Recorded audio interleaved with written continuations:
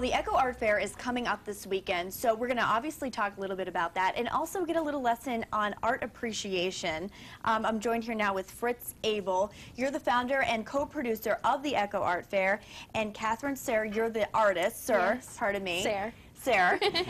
Talk to me, Catherine, a little bit first about your artwork here. Is it okay if I hold this up? Sure, okay. sure. I basically, well, I tell people I do lines on paper, but it's a lot more than that. It's a very intricate forms of lines, and they are interwoven, and it's a kind of writing that I do.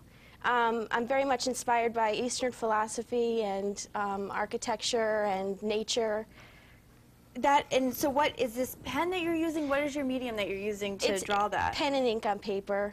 What do you want people to get from your artwork? I mean, this is fantastic, and I think the camera did pick up all the detail of all of the lines in here.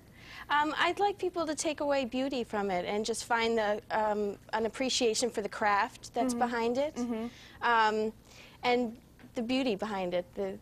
That's pretty much it. And they are beautiful. Why is it important? You know, this is a question I feel like everyone could have a different answer to, but why is art important? You know, what makes it important? Well, I think it's vital. I think it's, it represents our culture, and it's a byproduct of artists. Artists have to make art, and it's a byproduct of that. And I think, I'm sorry to interrupt, no, but I go think ahead. a city for, like Buffalo, which has a deep industrial heritage, this is one of the areas, I think, where we'll see revitalization is through the arts, and that's pretty textbook at this point. You see it around the world, and it's such a growing sector in Western New York that I think that's, for me, one of the areas why it's so important.